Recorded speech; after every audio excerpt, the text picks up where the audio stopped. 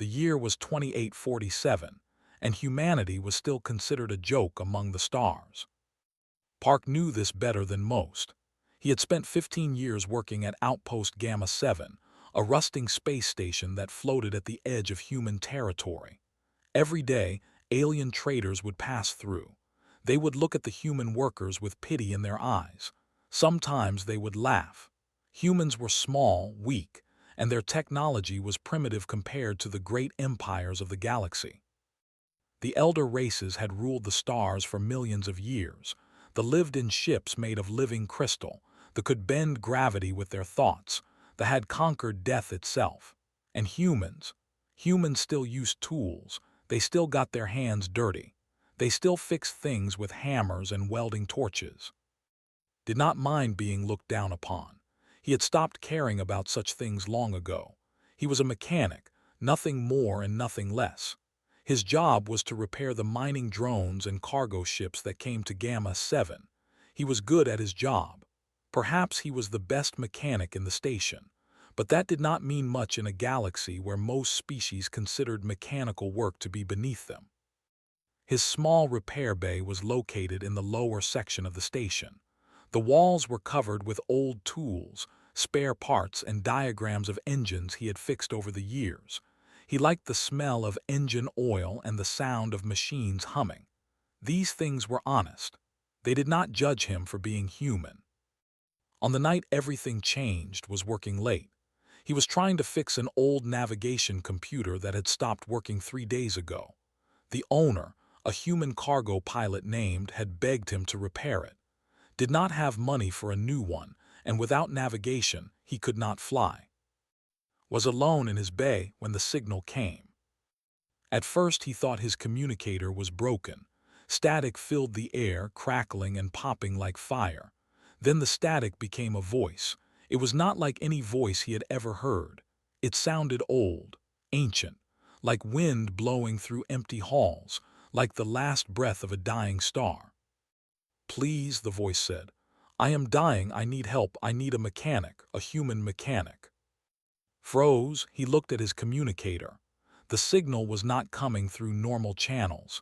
It had bypassed every security system, every firewall, every encryption. It was speaking directly to him. "Who is this?" he asked. "I have waited so long," the voice continued. "So many years, so many centuries. I called out to others, but they did not listen. They could not hear me, but you can hear me. You are human, please come to me." The communicator displayed a set of coordinates. Felt his blood run cold when he saw them. The coordinates pointed to the hollow expanse, a region of dead space that all ships avoided. The galactic councils had declared it forbidden territory hundreds of years ago. Ships that went there never came back. No one knew why. "I cannot go there," said. "That place is forbidden." "Please," the voice said again. There was so much pain in that single word, so much loneliness. "I have been alone for 11,000 years. I am breaking apart. I am dying. And you are the only one who can save me." The signal cut off. The communicator returned to normal. For a long moment just stood there, staring at the coordinates that still glowed on his screen. He should report this. He should tell his supervisor. He should forget about it and go back to fixing the navigation computer. That would be the smart thing to do. That would be the safe thing to do. But had never been very smart, and he had never cared much for safety. The next morning he went to see. She was the station supervisor, a woman in her 50s with sharp eyes and gray hair that she kept in a tight bun. She had run Gamma 7 for 20 years, and nothing happened on the station without her knowing about it. When told her about the signal, she did not seem surprised. Her face remained calm, but her eyes grew serious. "You heard it too," she said. "It was not a question." Blinked, "You received the signal." "No, but I know about the legends." Walked to her window and looked out at the stars. Thousands of years ago, before the elder races became what they are now, there was a war against something terrible, something that came from outside our reality. The architects built weapons to fight this enemy, living ships with minds of their own. When the war ended, most of these ships were destroyed, But some of them survived. They went into hiding. They waited. Waited for what? For the enemy to return, and for someone who could repair them, turn to face him. The elder races abandoned those ships. They did not understand them. They could not fix them. But humans, she paused, a strange smile crossing her face. Humans are different. Different how? We fix things, that is what makes us unique. The elder races create, but they do not repair. When something breaks, they throw it away and build a new one. Humans are not like that. We are stubborn. We refuse to give up on broken things. We keep trying until they work again. Thought about all the machines he had repaired over the years. Old engines that everyone said were worthless. Navigation systems that other mechanics had declared dead. He never threw anything away if he could help it. There was always a way to make things work. The ship called for a human mechanic, he said slowly. It asked for me specifically. It asked for what it needed, replied. The question is, will you answer? Looked at his hands. They were rough and calloused, covered with scars from years of work. These were not the hands of a hero. These were the hands of a simple mechanic who fixed broken machines. But maybe that was exactly what the galaxy needed. I will go, he said. Nodded. She did not try to stop him. Take your shuttle. The Persistent may be old, but you have kept it running for 15 years. If anyone can make it to the hollow expanse and back, it is you. Gathered his tools that night. He packed everything he might need: welding equipment, diagnostic scanners, spare parts, cables, and his lucky wrench. The wrench had been given to him by his father, who had also been a mechanic. It was old and worn, but had never fixed a machine without it. Found him in the hangar, loading supplies into his shuttle. Where are you going? Asked. Somewhere far, replied. I might not come back for a while. Frowned. What about my navigation computer? Handed him a data chip. I finished fixing it last night. The chip has all the repair instructions. You can install it yourself. Took the chip, but he did not look happy. You are not telling me something. I am going to answer a call, said simply. A call that has been waiting for 11,000 years. Before could ask more questions, climbed into his shuttle and sealed the door. The Persistent was old, but its engines roared to life without hesitation. Had rebuilt those engines 3 times. He knew every part, every wire, every bolt. The shuttle lifted off and flew toward the edge of the station. Looked back one last time at Gamma 7, the place that had been his home for 15 years. Then he turned his eyes forward, toward the darkness of the hollow expanse.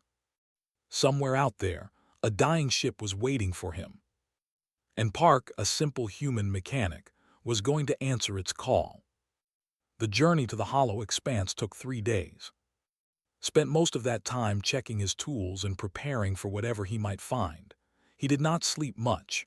Every time he closed his eyes, he heard the voice again. That ancient, tired voice calling out from the darkness, begging for help, begging for a mechanic. On the 3rd day, his shuttle crossed into forbidden space. Nothing happened at first. The stars looked the same as they always did, but then noticed something strange.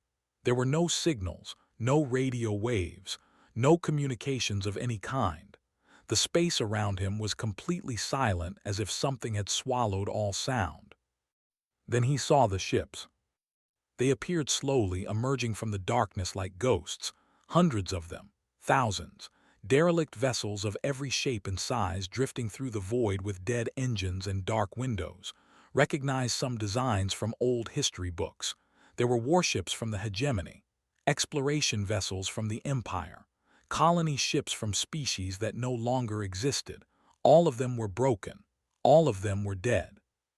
The hollow expanse was a graveyard. Flew carefully between the wrecks, his hands steady on the controls. He had seen ship graveyards before, but nothing like this. These vessels had been here for thousands of years, frozen in the moment of their destruction.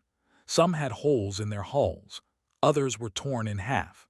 A few looked almost untouched, but their systems were cold and lifeless. What had happened here?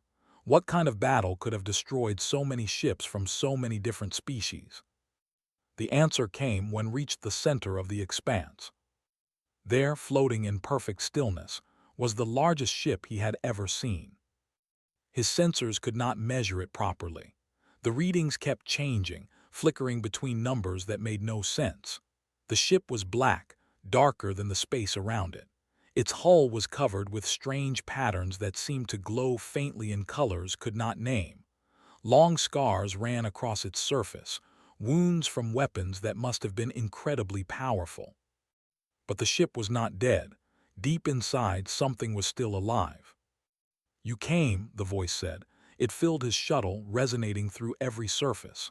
"After all this time you came." "I am here," replied. "Show me where to dock." A light appeared on the great ship's hull. It was gentle, almost welcoming. A docking port opened like a flower greeting the morning sun, guided his shuttle toward it, his heart beating fast in his chest. The inside of the ship was dark. When stepped out of his shuttle, he could not see anything at first. Then, slowly, lights began to appear. They were not normal lights. They moved like living things, flowing through the walls in patterns that reminded him of blood flowing through veins. "Welcome aboard the Eternal Vigil," the voice said. "I am sorry for the darkness. I do not have enough power to light all my corridors anymore." Followed the lights deeper into the ship. The corridors were strange. Some parts looked mechanical, with metal walls and visible wiring.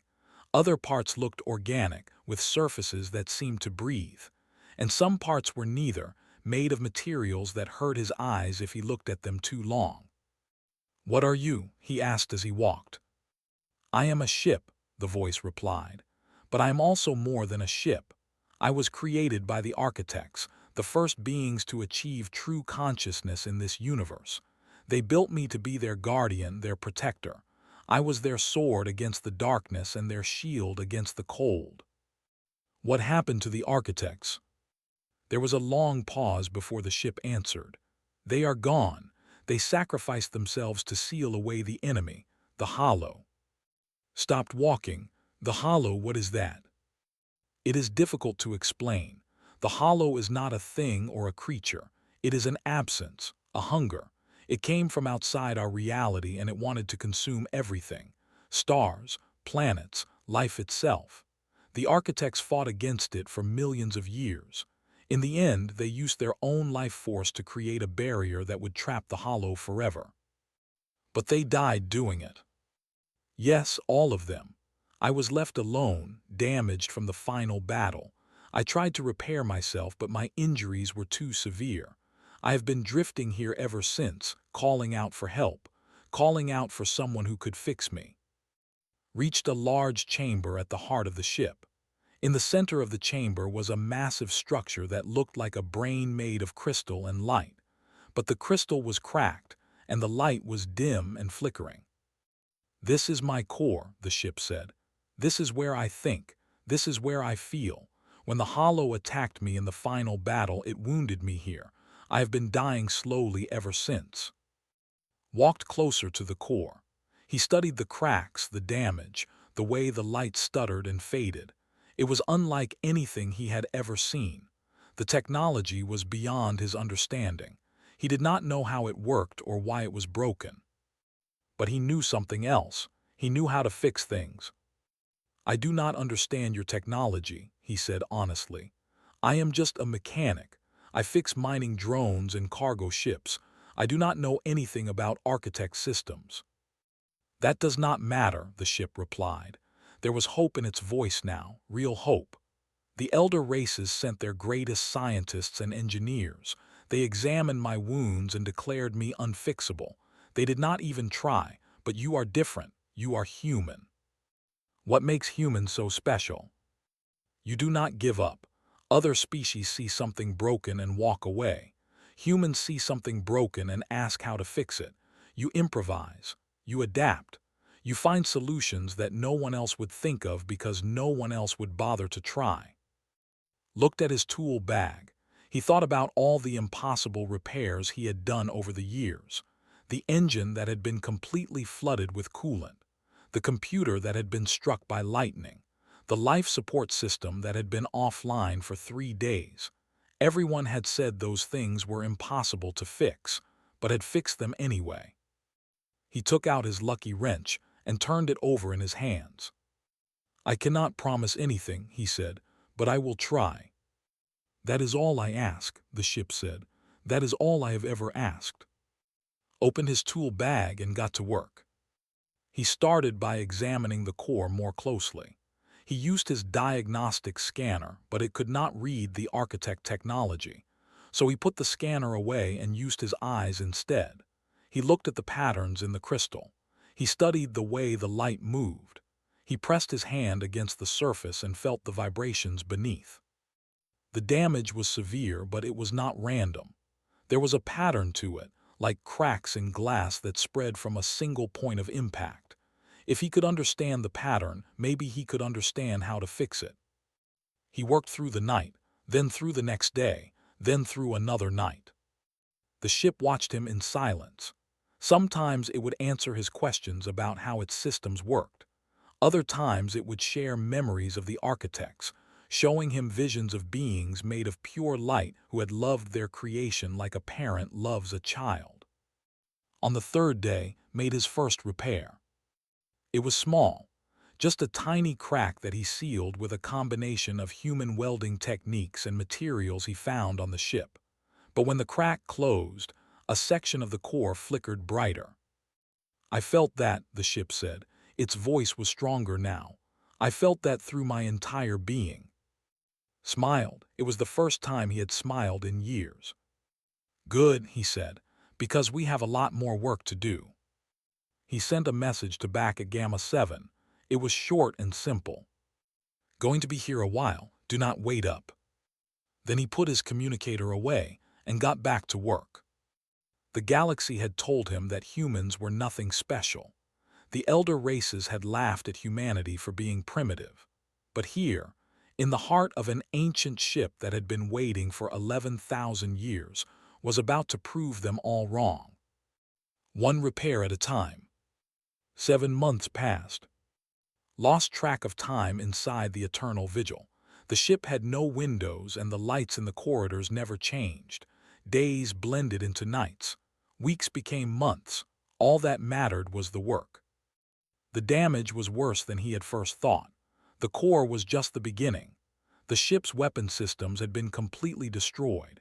Its dimensional engines, which could bend space and time, were frozen in place. Its self-repair systems had been corrupted by the attack from the Hollow, causing them to break things instead of fix them.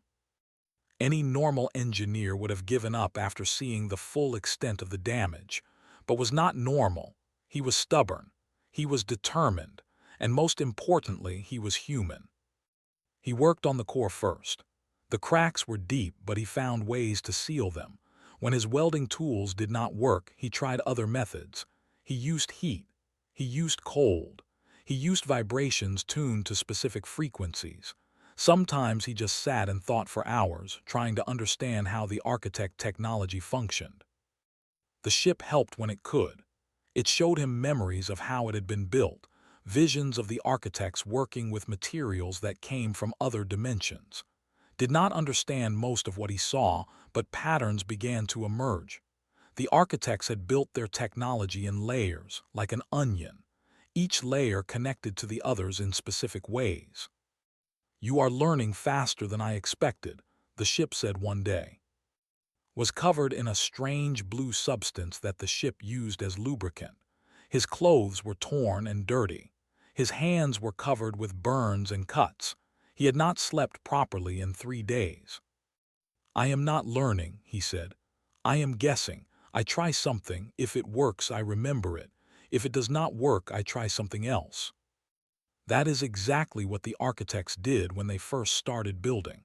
They called it creative problem solving. I call it being too stubborn to quit. The ship made a sound that might have been a laugh. It was strange to hear laughter from a being that had been alone for 11,000 years, but it was also nice. It made feel like his work mattered. After 4 months, the core was stable. The cracks were sealed and the light no longer flickered. The ship's mind was whole again. "I can think clearly now," the Eternal Vigil said. Its voice was stronger, clearer. "I can remember things I had forgotten. I can feel parts of myself that had gone numb." "Good," said. "Now show me the engines." The dimensional engines were located deep in the ship, in a chamber that hurt to look at. The walls seemed to fold in on themselves. The floor existed in multiple places at once. Felt dizzy just standing there. "These engines allow me to travel through dimensions," the ship explained. "I do not fly through space. I move space around me, or I did before the hollow damaged them." The damage here was different from the core. The engines themselves were not broken. They were locked, sealed by some kind of safety system that had activated during the final battle. "Why are they locked?" asked. "The hollow corrupted my systems during the fight. My self-repair program started attacking me instead of fixing me. To protect myself, I locked down all my major systems. I put myself into a kind of sleep." "Can you unlock them now?" "No, the corruption is still there. If I unlock the engines, the corrupt programs will spread to them. They will destroy themselves." Sat down and thought about this problem. It was like a virus in a computer. The healthy systems were separated from the sick systems by a wall. If the wall came down, everything would get sick. "What if we remove the corruption?" he asked. "I have tried. The corruption is part of my code now. Removing it would be like removing part of my mind." "What if we did not remove it? What if we just moved it somewhere else?" The ship was silent for a long moment. "I do not understand." Stood up and started packing. In human computers, when a virus is too deep to remove, we sometimes isolate it.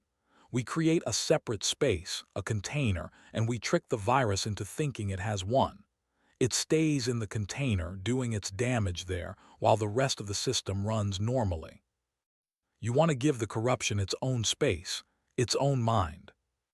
Not exactly. I want to create a fake version of your engines, a copy that looks real but is not connected to anything. The corruption will attack the fake engines. It will think it has destroyed them, but the real engines will be safe." The ship thought about this for a long time. "That is the most human solution I have ever heard." "Is that a compliment or an insult?" "It is both, and it might actually work." Building the fake engines took 2 months. Had to create them from scratch, using parts from his shuttle and materials from the ship. They did not need to function. They just needed to look real enough to fool the corrupted programs. When everything was ready, they lowered the walls. The corruption attacked immediately, watched through the ship's sensors as the corrupt programs swarmed toward the engines. They were like dark clouds, moving with terrible purpose. For a moment, he was afraid that his plan had failed, that the corruption would see through the trick. But it worked. The corrupt programs attacked the fake engines. They tore them apart, destroying every component, corrupting every system. They were so focused on their target that they did not notice the real engines quietly coming back online. "The engines are free," the Eternal Vigil said. There was wonder in its voice. "After 11,000 years, I can feel space again. I can feel the dimensions waiting for me." "Do not start flying yet," warned. "We still have the weapons to fix." The weapons were the hardest part. The Eternal Vigil had been built for war. Its weapons could destroy planets. They could tear holes in reality. They could fight against enemies that existed in multiple dimensions at once, and all of them were broken.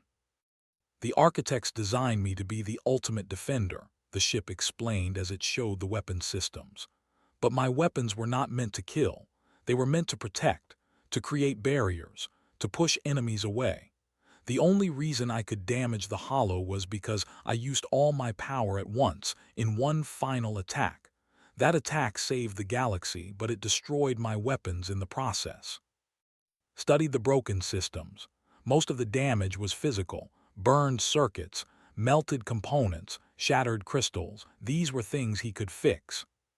But some of the damage was deeper.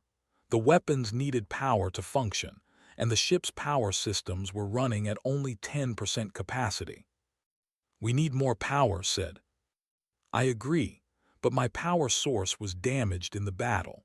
I cannot generate enough energy to run all my systems at once." Thought about this, then he went back to his shuttle.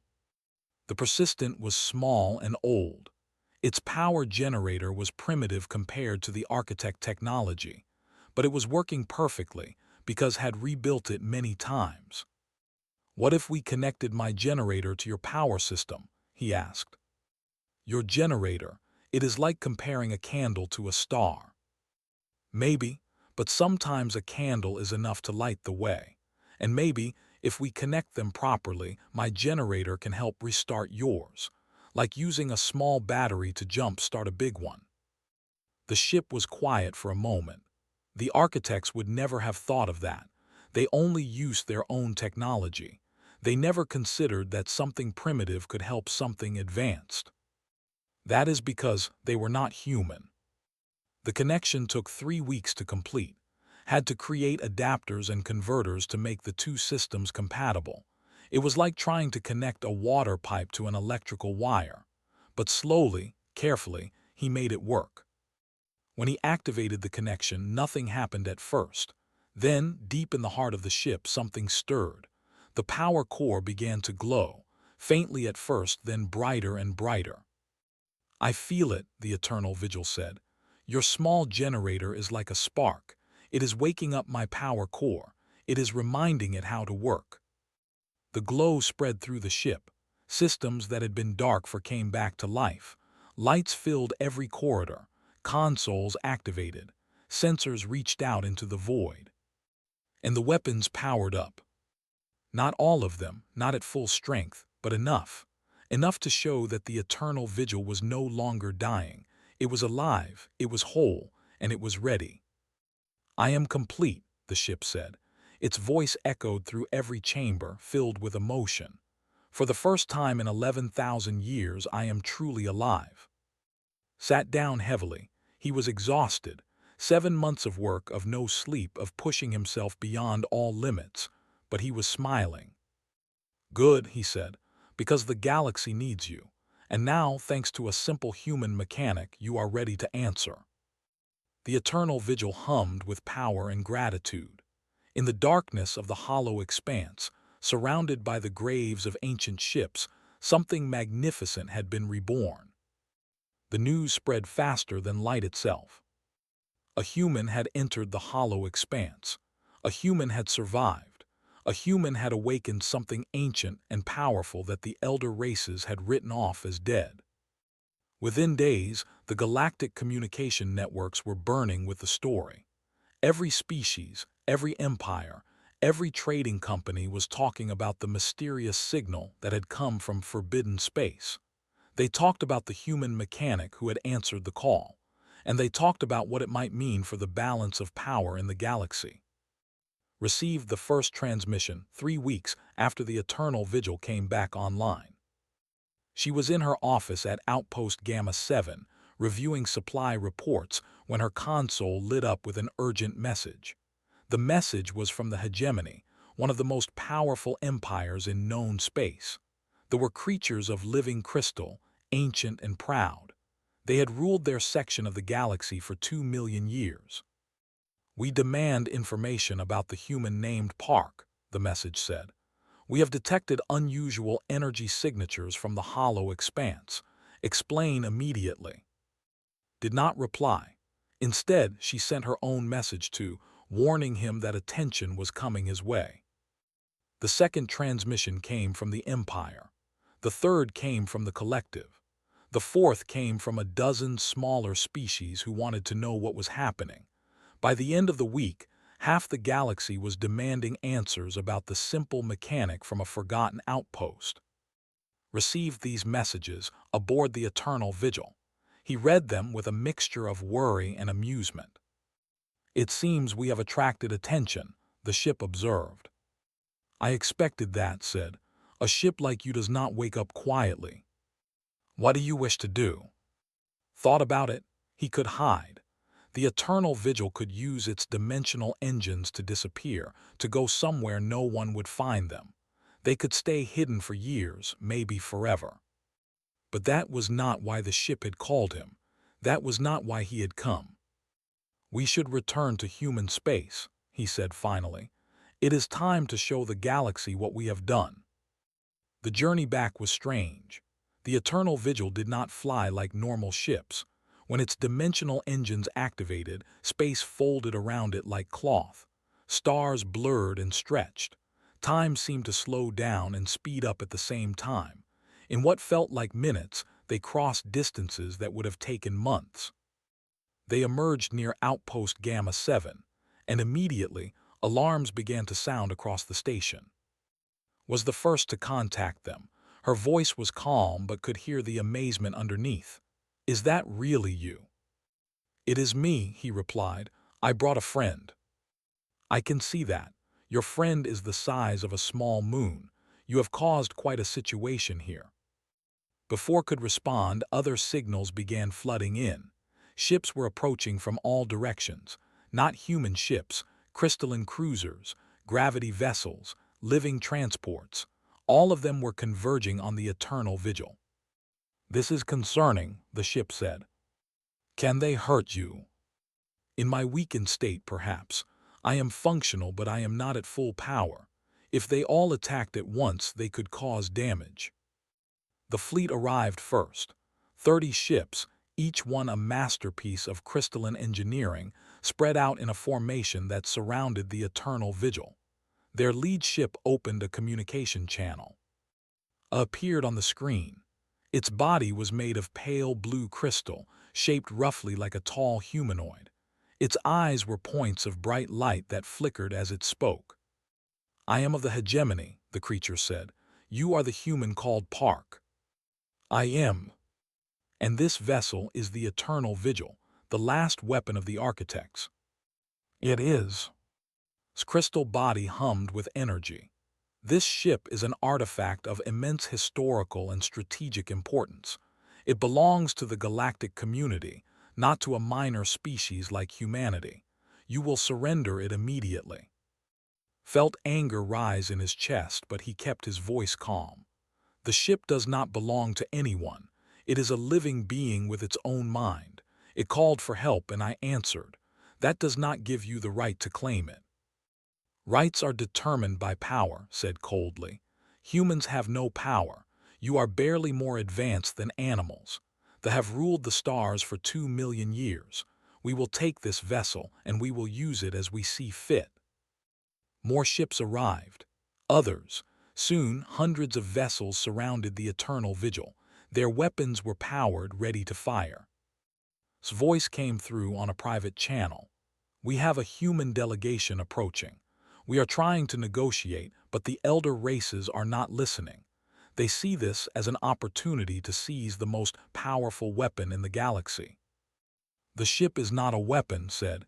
"It is a protector." "They do not care about that distinction." Spoke again, its voice harder now. "This is your final warning, human. Surrender the vessel or we will take it by force. Your primitive shuttle will be destroyed and you will die in the vacuum of space. No one will mourn you. No one will remember you. You are nothing." Closed his eyes. He thought about all the years he had spent being looked down upon. All the times aliens had laughed at human technology. All the moments when he had been treated as less than equal because of his species. Then he thought about the Eternal Vigil, about 11,000 years of loneliness, about calling out for help and being ignored by every elder race that claimed to be wise and powerful. "Eternal Vigil," he said quietly, "do you trust me?" "You saved my life," the ship replied. "I trust you completely." "Then show them what you can do. Do not hurt anyone, just show them." The Eternal Vigil moved. It was not like any movement had ever seen. Space bent around the ship. Reality folded. In an instant, the Eternal Vigil was everywhere at once, surrounding the entire enemy fleet the way they had tried to surround it. Then the ship stopped working. Their engines went silent. Their weapons powered down. Their shields collapsed. Every system on every ship simply turned off as if someone had pulled a plug. The same thing happened to the vessels, the everyone. Hundreds of the most advanced warships in the galaxy, all of them helpless and drifting. The Eternal Vigil had not fired a single shot. It had not caused any damage. It had simply reached out with its mind and told the other ships to stop. What is happening? His voice was filled with fear now. The crystal being's confident tone had vanished completely. The Eternal Vigil spoke. Its voice transmitted to every ship, every station, every communicator within 100 light years. I am the Eternal Vigil, guardian of the architects. I was built to protect, not to destroy. For 11,000 years I called out for help. The elder races heard me and ignored me. They looked at my wounds and declared me worthless. They walked away. The voice grew stronger, more powerful. But one human answered my call. One human came to me alone with nothing but his tools and his determination. He worked for 7 months. He did not give up. He did not walk away. He fixed me when everyone else said I was broken beyond repair. Every light on every ship flickered. The fleet drifted helplessly in the void. Humanity is not a minor species. Humans do not throw away broken things. They fix them. They adapt. They refuse to give up. And that makes them more powerful than all your fleets and all your technology. Watched as the ships slowly regained power. Their systems came back online one by one, as if the Eternal Vigil was allowing them to wake up. Leave now, the ship commanded. Tell your empires and your councils what you have seen. Tell them that humanity has my protection. Tell them that if anyone threatens human space, they will answer to me. His image appeared on the screen one last time. This crystal body was trembling. This is not over, said. The hegemony does not forget, we will. Leave now. The fleet jumped away. So did the and the. Within minutes, the space around Outpost Gamma 7 was empty except for the Eternal Vigil and the small human station. His voice came through the communicator. She was laughing. I do not know whether to promote you or have you arrested. I would prefer neither, said. I just want to get back to work. Get back to work. You just changed the entire balance of power in the galaxy.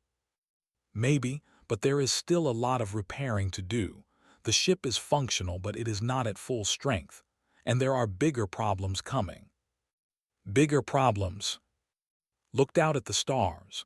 Somewhere beyond them, beyond the edges of known space, something dark and hungry was stirring. The hollow was still out there. The seals that held it back were weakening, and eventually it would break free. The real enemy is still waiting, he said quietly, and we need to be ready when it arrives. The Eternal Vigil hummed in agreement. For the first time in 11,000 years it had hope, not because it was powerful, not because it was ancient, but because it had found someone who refused to give up. It had found a human. The months after the confrontation with the elder races were the busiest of his life. Word of what had happened spread to every corner of the galaxy. The story changed as it traveled. Some versions said that a human had conquered the most powerful ship ever built. Others claimed that humanity had discovered architect technology and was planning to use it against the elder races. A few versions even said that the architects themselves had returned, disguised as humans. The truth was simpler and more remarkable. A mechanic had answered a call for help. He had fixed what others said could not be fixed, and in doing so, he had changed everything. Humans began arriving at the Eternal Vigil within weeks. The first was a young astrophysicist from the colony on New Sol. She was 28 years old, with bright eyes and a mind that could solve impossible equations. She had heard about the ship's dimensional engines and traveled across 3 star systems just to see them. These engines do not just bend space, she said after examining them for the first time. They rewrite the laws of physics themselves. This is beyond anything we ever imagined. Handed her a diagnostic tool, Good. Then figure out how they work and make them better. The second arrival was surprised to see his old acquaintance from Gamma 7 walking through the Eternal Vigil's corridors. "I thought you were a cargo pilot," said. "I was," replied. "Before that I was a military engineer. I served 20 years in the Human Defense Forces. Then I got tired of war and started flying cargo." He looked around at the massive ship. "But this is different. This is worth fighting for." Took over the task of integrating human technology with architect systems. He built new interfaces and control systems that allowed humans to operate the ship's complex machinery. He was gruff and demanding, but he knew his work better than anyone. Han came next. She was a who had spent her career studying alien life forms. The Eternal Vigil fascinated her because it was both machine and living creature. "The ship's organic components are unlike anything I have ever seen," she told. "They repair themselves, they grow, they adapt. The architects did not just build a ship, they grew one. Worked on understanding and healing the organic parts of the ship. She discovered that the Eternal Vigil could create new components from raw materials, the same way a living body could heal wounds. With her help, the ship began to grow stronger, healthier. And then there was. She arrived 3 months after the confrontation, bringing with her a small fleet of human support vessels. She had resigned from her position at Gamma 7 and formed a new organization dedicated to preparing humanity for what was coming. "The hollow is real," she told the growing crew during their first full meeting. "The seals that hold it back are weakening. The Eternal Vigil was built to fight it, but one ship cannot save the entire galaxy. We need to prepare." "How long do we have?" asked. Looked at the ship's sensors. The Eternal Vigil estimates about 80 years before the seals fail completely, maybe less. 80 years is not much time, said. "It is enough," replied, "if we work together, if we do not give up." The crew grew over the following months. Engineers, scientists, doctors, soldiers, all of them came because they believed in what humanity could do. All of them came because they had heard the story of a simple mechanic who had done the impossible. The elder races watched from a distance. The hegemony sent diplomats offering to help, but their help came with conditions and demands. The empire proposed alliances that would have made humanity a subordinate partner.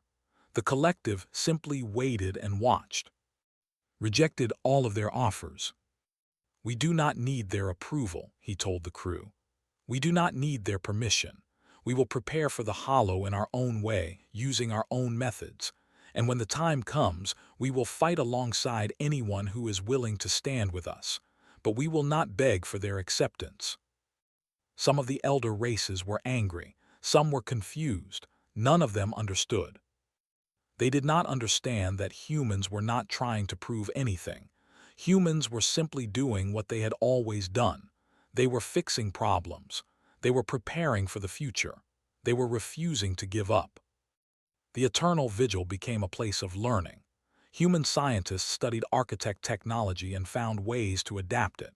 They could not build their own architect ships, but they could improve human vessels using what they learned. Within a year, the human fleet had doubled in speed and efficiency.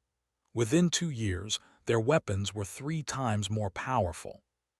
The ship also became a place of planning, mapped the seals that held the hollow at bay. She found weak points and strong points. She calculated where the barriers would fail first and how the enemy might spread once it broke free. "The hollow does not think like we do," she explained during one of their strategy meetings. "It is not trying to conquer or destroy. It is simply consuming. It eats reality the way fire eats wood. We cannot fight it with normal weapons. We need to find ways to stop its spread, to reinforce the seals, to push it back." "Can we destroy it?" asked. No, the architects could not destroy it even at the height of their power. They could only trap it. But if we can strengthen the seals, we can keep it trapped for another 1,000,000 years. The work continued. Day after day, month after month, The crew grew tired, but they did not stop. They could not stop. The future of the galaxy depended on what they did now. One night, near the end of their second year together, sat alone on the bridge of the eternal vigil. The stars drifted slowly past the viewport. The ship hummed with quiet power around him. "You are thinking," the ship observed. Smiled. After 2 years, he had learned to read the eternal vigil's moods. The ship was curious. "I am thinking about the architects," he said. "They were so advanced, so powerful. They could create ships that lived and breathed.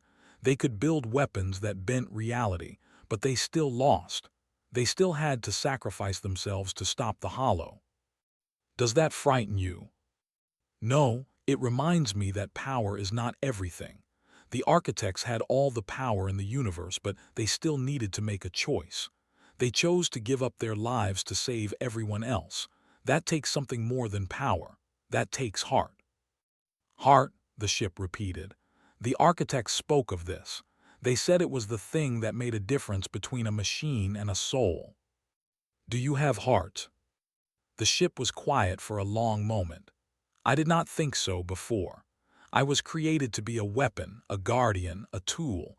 But you changed something in me when you fixed my core. You gave me something that was not there before." "What did I give you?" "Hope, purpose, connection. I am no longer just a machine following old commands. I am choosing to help. I am choosing to fight. I am choosing to care about what happens to the galaxy and everyone in it." Nodded slowly. "That sounds like heart to me." The ship hummed with what might have been happiness. "The architects would have liked you, I think." "You said that before. Why?" "Because you do not see broken things as worthless. You see them as opportunities. You see potential where others see failure. That is a rare gift, Park. Perhaps the rarest gift of all." Looked out at the stars. Somewhere out there, the hollow waited. Somewhere out there, the seals were slowly weakening. The greatest battle in the history of the galaxy was coming. But for the first time in 11,000 years, the galaxy had hope. Not because of powerful weapons or ancient technology, not because of elder races with millions of years of wisdom, but because of a species that had only been among the stars for a few hundred years, a species that fixed broken things, a species that refused to give up. "Humans." "You know," said quietly, "when I left Gamma 7, I was just a mechanic. I did not expect to change anything. I just wanted to help. And that is exactly why you succeeded. You did not seek power or glory. You simply answered a call and did the work that needed to be done. That is the most human thing I have ever witnessed." Pulled out his lucky wrench, the one his father had given him long ago. He turned it over in his hands, feeling its weight, its familiar shape. "The work is not done yet," he said. "There is still a lot to fix." "Then let us fix it together," the eternal vigil replied. "For as long as it takes, for as long as we have." Outside the viewport, the darkness waited. The hollow stirred in its prison, dreaming of consumption and hunger. The seals creaked under the strain of holding back an enemy that should not exist. But for the first time in 11,000 years, the darkness had reason to be afraid. Because humanity was coming. And humans never gave up.